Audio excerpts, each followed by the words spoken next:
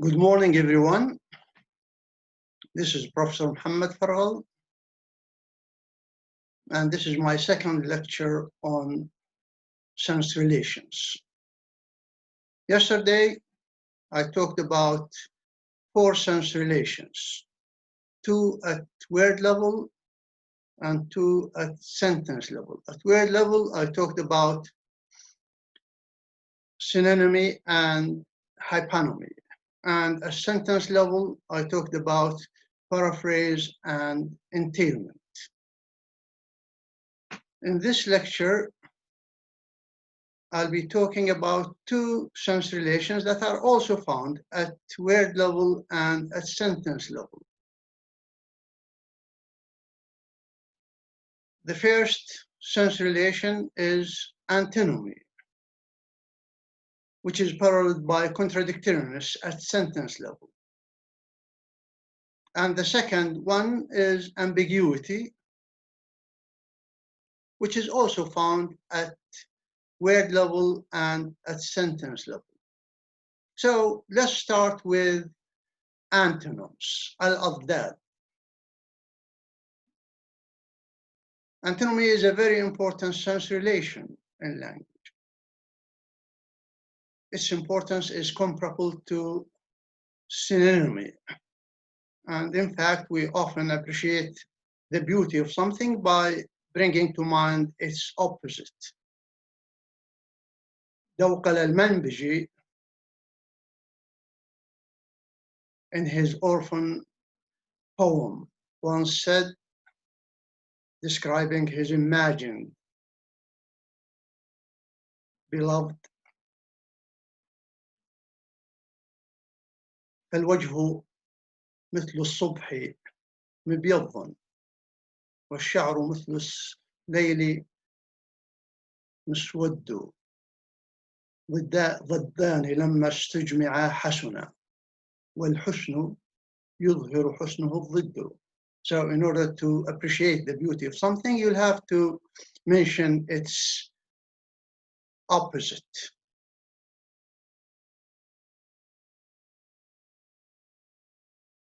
Antonyms cannot be put in one bag. This simply means that we have different types of antonyms. The most common in human language is gradable antinomy. Gradable antonyms are all around. They are gradable because we can put them on scales. This means there are many possibilities rather than 2 possibilities. That's why we call them gradable. For example, cheap, expensive are gradable antonyms. Why? Because we have different degrees of being cheap and also different degrees of being expensive. That's why we can use intensifiers here, like very, so, very expensive, so expensive, a little expensive. Also, we can use the comparative marker as well as the superlative marker when it comes to gradable antonyms. So I can talk about something being cheaper than another, or something being the cheapest among a number of items. So pairs like tall, short, long, short, happy, sad, interesting, uninteresting, or boring, expensive, cheap, intelligent, stupid, all these belong to gradable antonyms. And the test is straightforward. If the pair accepts intensifiers and the comparative and superlative markers, then they must involve gradable antonyms. And these antonyms can be contrasted with binary antonyms or ungradable antonyms. Binary antonyms cannot be graded. for the simple fact that semantically there are only two possibilities, either one or the other. An organism, for example, is either dead or alive. So dead, alive are binary antonyms. Right, wrong are binary antonyms. Locked, unlocked are binary antonyms. True, false are binary antonyms. Open, closed are binary antonyms. So these antonyms involve only two possibilities, either one or the other. They are not like gradable antonyms where there are many possibilities. Notice that in gradable antonyms, we often have an unmarked number we use in general questions. When it comes to the marked number, you cannot use in general questions. For example, if you want to ask about the height of someone, how tall he is. So you would not use the number short. So it would be kind of ridiculous to ask, how short is John, if you have no idea about his height. But if you already know that he's short, then you might use the adjective short. How short is he? I know John, he's a short guy. How short is he? Yeah, this is okay. But if in general you are asking about how rich someone is, all right, you cannot use how poor someone is. Okay, why? Because rich is the unmarked number. So here we have these two important categories of antonyms: gradable antonyms and binary antonyms. The key difference between them has to do with the number of possibilities involved. In gradable antonyms, we have many possibilities. I mean, we can put them on a scale. When it comes to binary antonyms, there are only two possibilities, either one or the other. That's why they are called binary antonyms, binary. Another important type of antonyms is called converses or relational antonyms. Notice that they are called converses or relational antonyms because they entail different ordering of the arguments in the sentence. This simply means that if you use one order of the arguments, then you will have to use one of them. If you change the order of the arguments in the sentence, then you'll have to use the opposite or the antonym. Buy and sell, for example, are converses.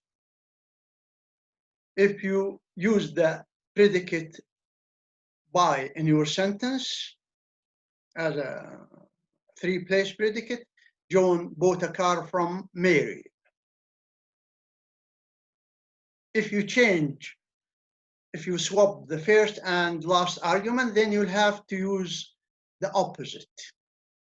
Mary sold the car to John. So buy and sell here are converses.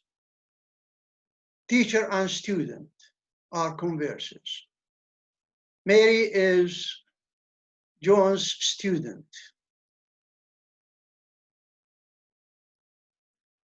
John is Mary's teacher. Husband, wife are converses. Awad is Shekha's husband. Shekha is Awad's wife. So husband, wife here are converses.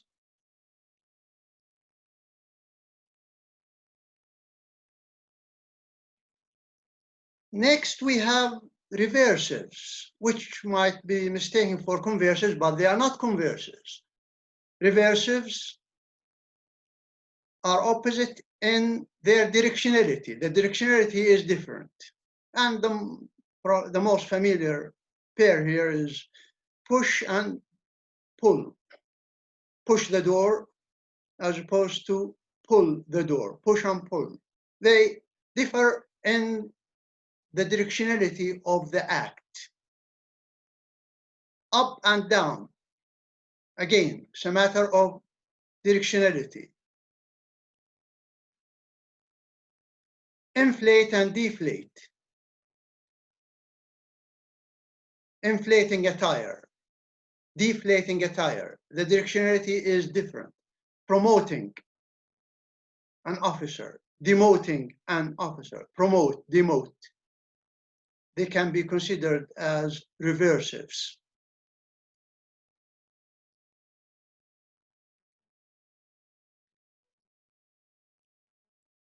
Notice that some, okay, if I go back to converses, you can see that they can be productive.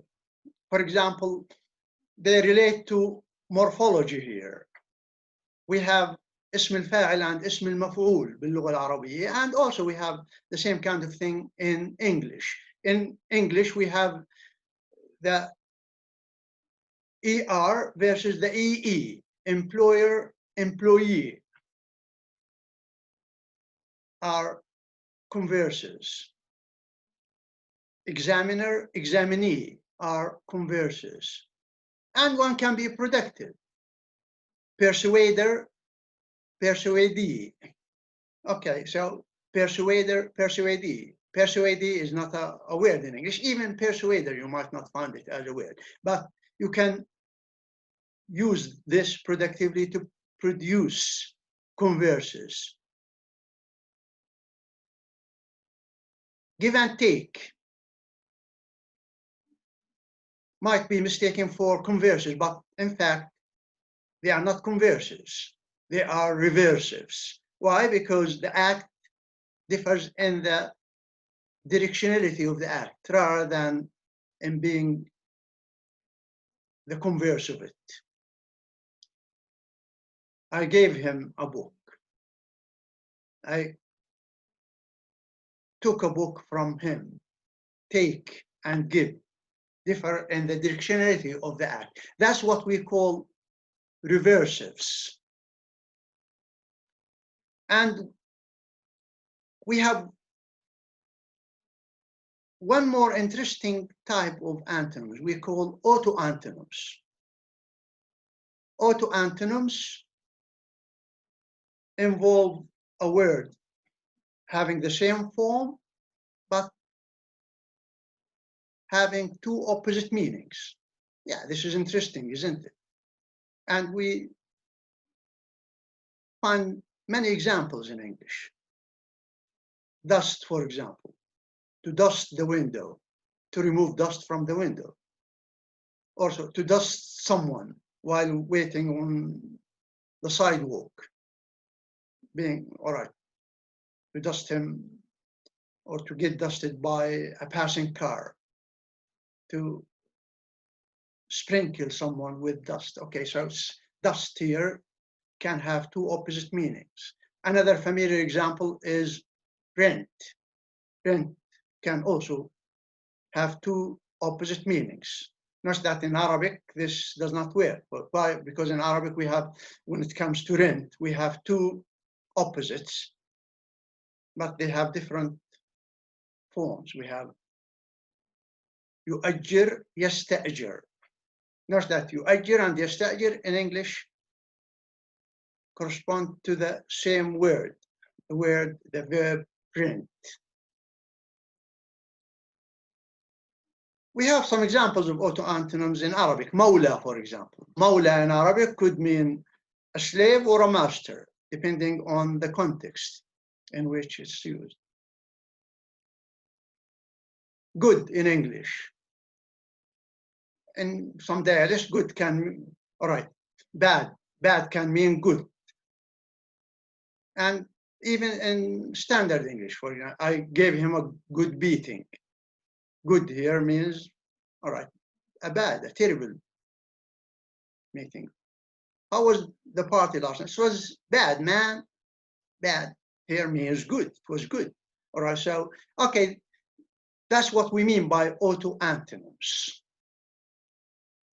And the last thing when it comes to oppositeness in meaning involves multi-member systems rather than pairs. Not that I've been talking about pairs, but oppositeness also exists in multi-member systems, which we call multiple incompatibles.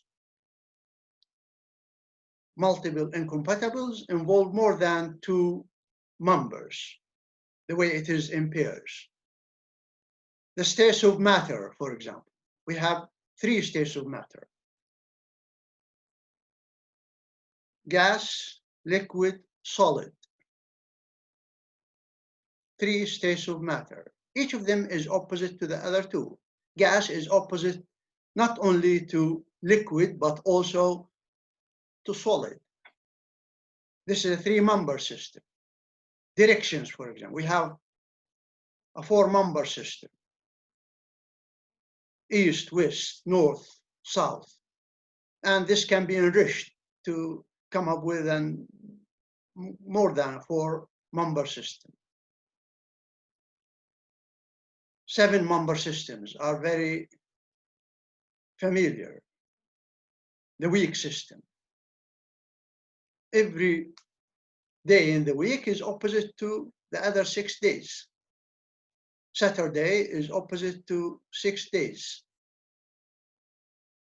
Note that the seven-member system is so familiar in the Arab culture.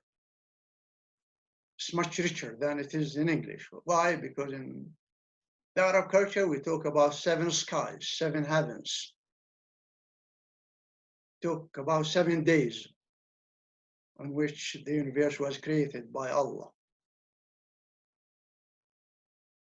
We talk about 7 fateful sins, السبع الموبقات.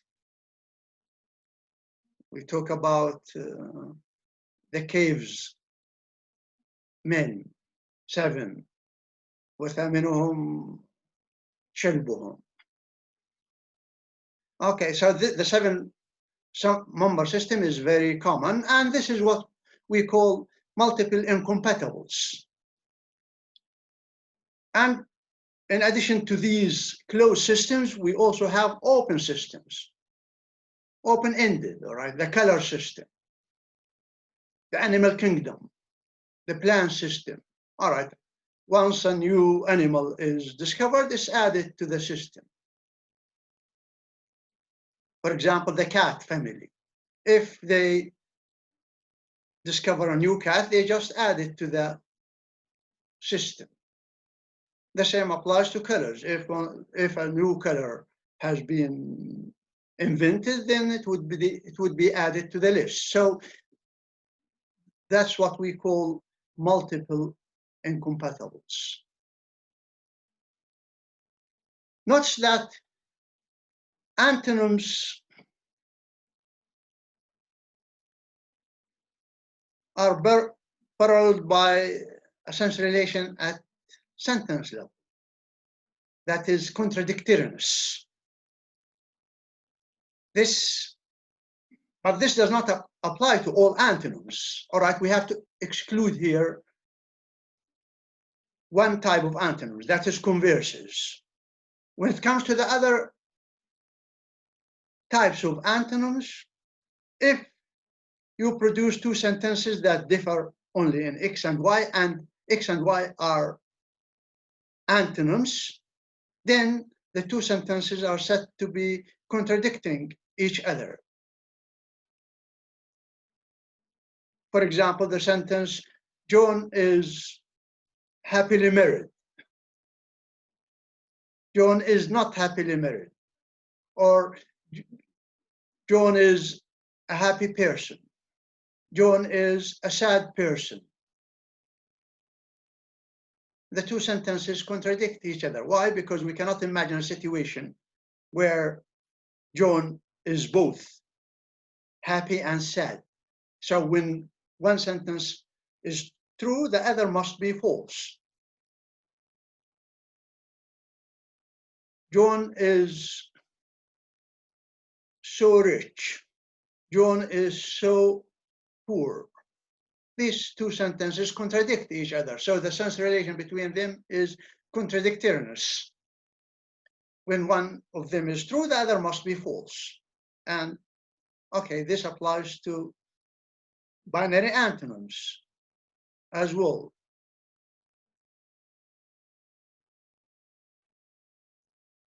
This horse is dead. This horse is alive. These two sentences contradict each other. Why? Because the horse cannot be dead and alive at the same time. So if this horse is dead is true, then this horse is alive must be false.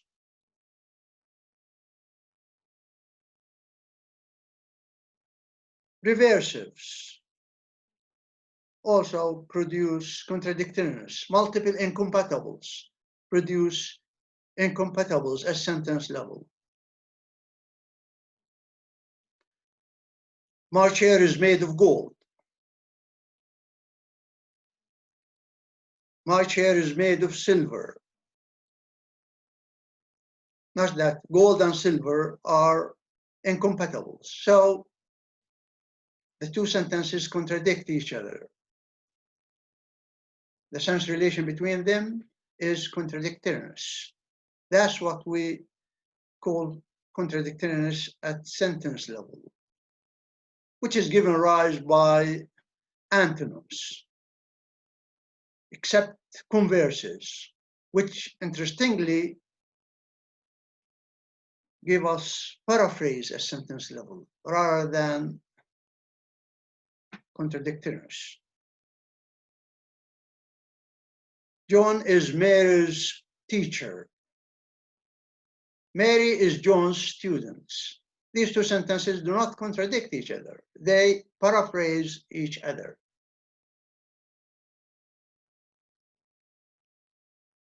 John sold a car to Mary. Mary bought a car from John.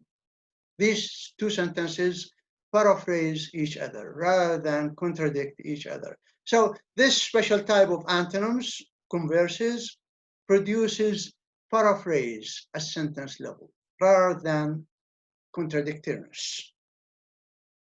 So to sum up, here we have antonyms in language which are all around, and they fall into many categories. We have gradable antonyms, we have binary antonyms, we have converses, or relational antonyms, we have autoantonyms, and finally we have incompatibles, which belong to multi-member systems. Okay, so much of antonymy and contradictoriness. Here, let's move to ambiguity, which is a very important sense relation in language. Why is that? Because most of the words in language are ambiguous. If you look at any content word, you find that it is ambiguous, it has multiple meanings. So multiple senses of words is probably one of the most common phenomena in a human language. One word can be used to mean different things in different contexts. The word run, for example, is often cited for its multiple meanings. If you look it up in your dictionary, in a good dictionary, you will probably find more than 100 senses of the word run.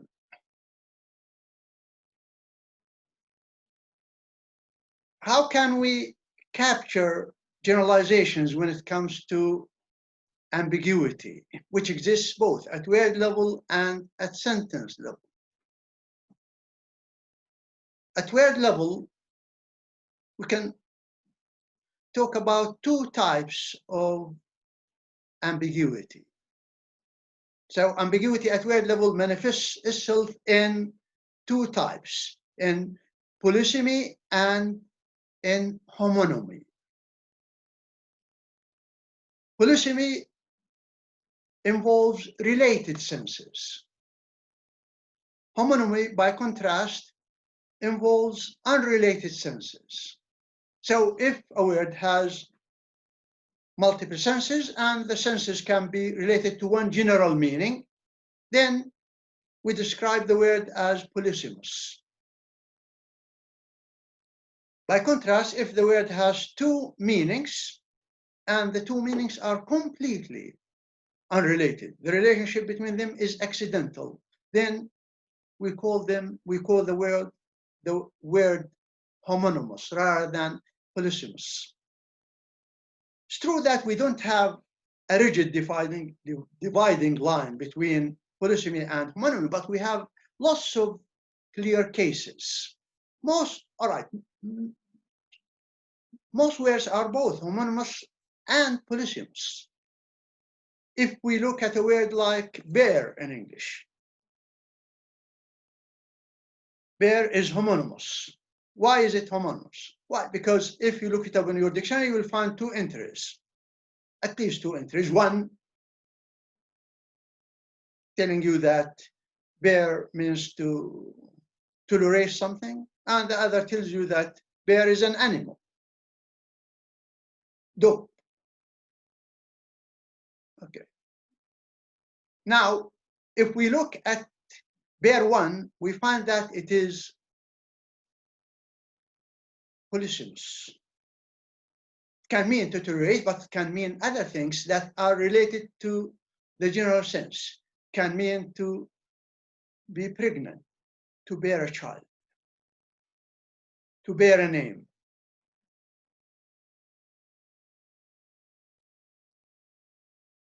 Now, okay, these are different meanings of bear, different senses, but we can relate them to the general meaning of bear one. That's why here bear one is polysemous. Bear two refers to an animal.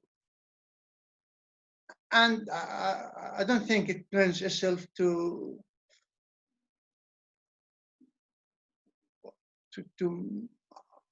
all right, unless, for example, in Arabic, if for example, you might describe a girl as dubba, or if you use it, look at him, he looks like a bear, all right, or he's a bear, all right. So it's possible to use bear too metaphorically.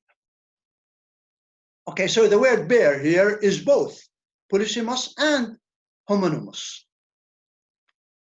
One of my friends, Dr. Samir Hamdan, once posted something on the word qarn, and he was wondering how many multiple senses the word could have.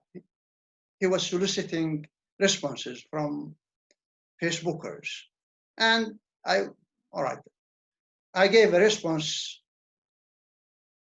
to that post, distinguishing between polysemy and homonymy. The fact that the word qarn in Arabic, qarn relating to time and qarn relating to animals, two different senses. So the word qarn one, okay, here qarn is homonymous, but the same word is also polysemous. Qarn one and qarn two can be polysemous. Qarn two, the one relating to animals. This is extended to cover many vegetables in Arabic. Qarn filful, qarn fasulia.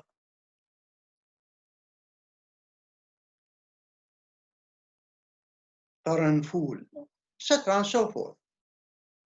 So, not that here, this is a polysemous use. So, qarn الثور is not the same as qarn الفلفل, but they are similar in shape. And that's where polysemy comes from.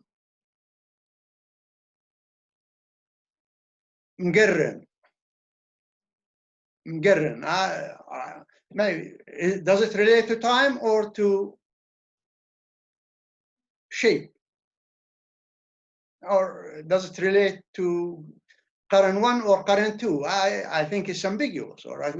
So is it an extension of current one or an extension of current two? Why? Because some people might relate it to age, long age, مقرن. Or it can be related to what? To growing horns. مقرن. In Arabic, مقرن, this is the standard version. I don't know whether it is used or not. Okay, but I know that this is used in many Arabic vernaculars. In my vernacular, it's مقرن. And someone belonging to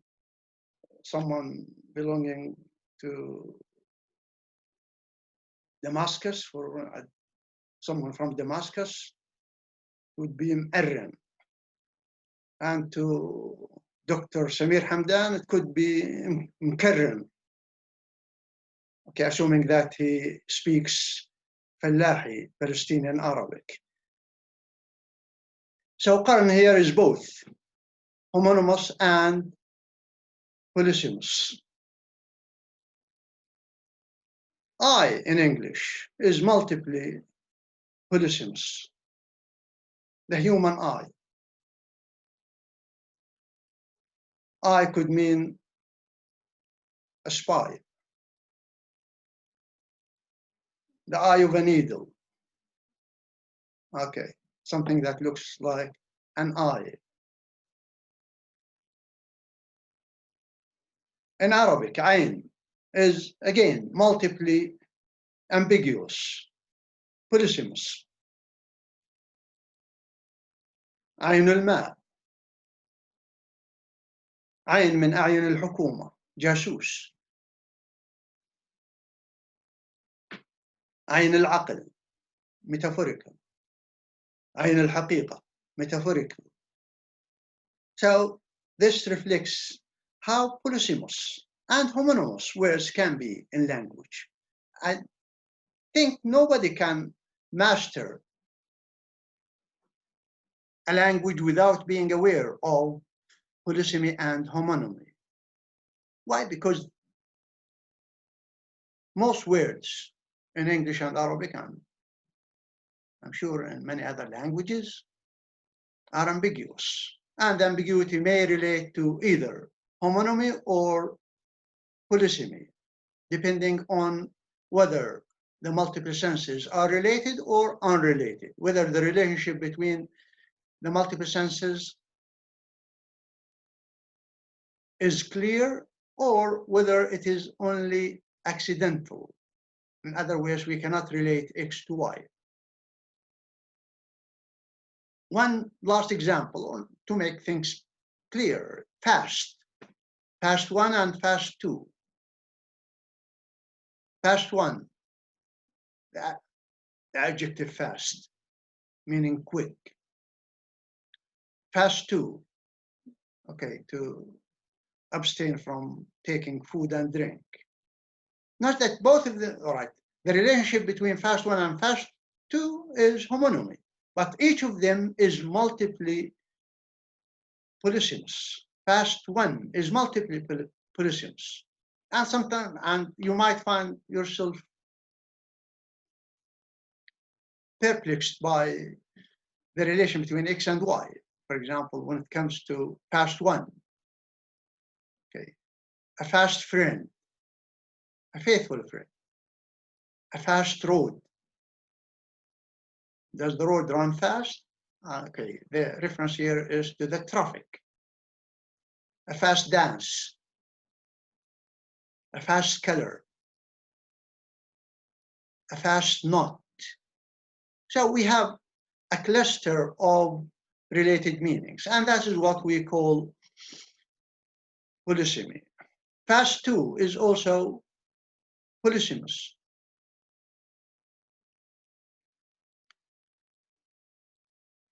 I had a 2-day fast. Okay, notice that I'm using fast as a noun. And the noun here, fast 1, all right, within fast 1A, fast 1B. Okay, this is what we mean by homonymy and polysemy, which are very important sense relations at word level, involving ambiguity. Ambiguity is also found at sentence level. And at sentence level, all right, when we cite sentences, of course, in isolation, when sentences are cited within context, in most cases, they are not ambiguous. But it's possible for, all right, some sentence to be ambiguous simply either for a communicative purpose or simply because the speaker is not aware of the ambiguity. All right, a sentence like which I cited in my lecture on conversation and implicatures. I had 2 Indians for lunch. Turns out to be ambiguous. The speaker was not aware of the ambiguity. Why? Because it could mean either he invited 2 Indians to lunch or he slaughtered 2 Indians and had them for lunch. Okay, but this is all right. This is something that has to do with pragmatics. But in syntax, we often cite sentences in isolation to prove that they are ambiguous. We have 2 types of ambiguity at sentence level. We have structural ambiguity and lexical ambiguity. Probably the most classic example of ambiguity was given by Noam Chomsky back in the late 50s to prove that a sentence can have 2 underlying structures. The sentence is, the chicken is ready to eat. Notice that there is a gap after eat. So this can be interpreted in 2 ways. The bird is ready to eat its food, or the food is ready to be eaten by someone. Okay, now this is what Chomsky called structural ambiguity, and in fact, it is potentially ambiguous. Potentially ambiguous, why? Because we have a gap, and it happens in English that we have such a thing. We have this gap, and this proves that the sentence has 2 underlying structures. We have to index the constituents differently in order to bring out the ambiguity. So this can be done by 3 diagrams. I'm not going to do it here. But again, if we look at this sentence more closely, we can see that it also involves lexical ambiguity. Why? Because the word chicken is ambiguous in this sentence. It can refer to the bird, or it can refer to food. And interestingly enough, if we replace it with something else in English, it might not be ambiguous, but while keeping the same structure. The veal is ready to eat. It follows the same structure, but is it? There is a gap, we have a gap, and we have everything. But is it ambiguous? And the answer is no. The veal here refers only to food. It doesn't refer to an animal. The pork is ready to eat. Pork. All right, again, pork here is food, not. Okay, so one can say that we have structural ambiguity by the fact that this structure is potentially ambiguous, but we also have lexical ambiguity. So this sentence is both structurally as well as lexically ambiguous.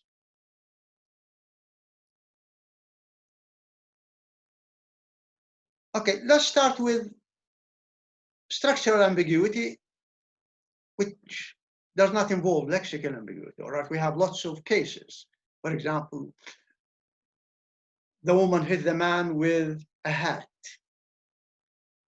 Is structure ambiguous? Why? Because we don't know whether the woman picked up a hat and hit the man with it, or the man was wearing a hat and the woman hit him with her shoe, for example. You can imagine a woman hitting a man with a shoe.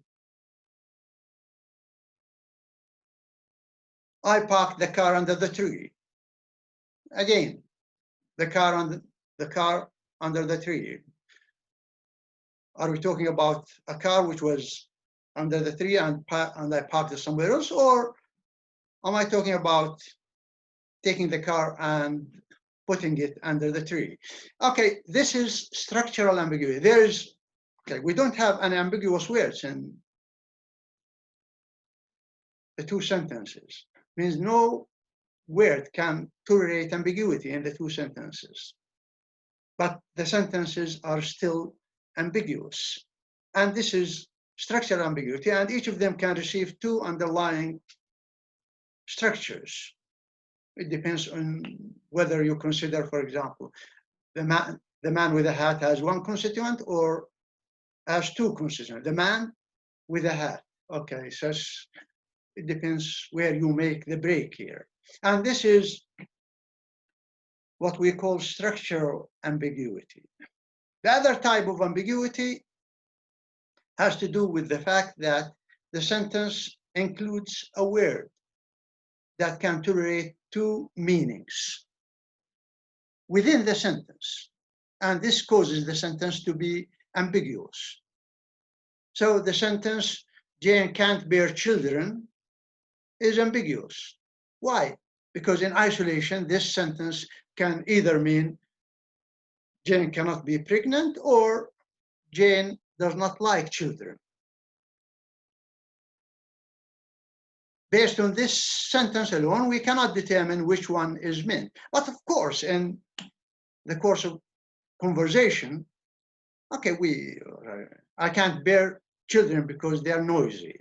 Okay, all right, this sentence is not ambiguous. Or Jane can't bear children because she's sterile. This sentence is not ambiguous either.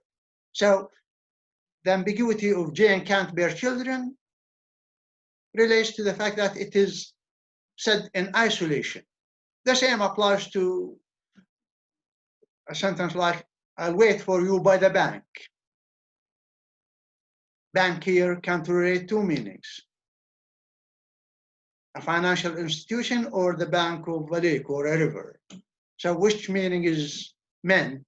All right, again, there's no context to tell us which one is meant. And this is what we call lexical ambiguity. Sometimes, grammar and lexis get interlocked when it comes to ambiguity. And one can argue that this is lexical ambiguity, whereas someone else must say this is structural ambiguity. But it could be both. All right. And for example, the sentence, we can fish here. We can fish here. All right. Okay. Assuming that you see this written, one can look at it in different ways. Can here is ambiguous. Why? Because can be a lexical verb and can be an auxiliary verb. And fish is also ambiguous. Fish can be both a verb and a noun in this sentence. Then one could argue that this involves both structural as well as lexical ambiguity. What else should I talk about in this lecture? Okay, so I've talked about antinomy and contradictories, and I've talked about ambiguity, both structural ambiguity and lexical ambiguity. And make sure you are not ambiguous when you engage in conversation, unless you do this for a communicative purpose. لشيء في نفسي عواد. Thank you very much and goodbye.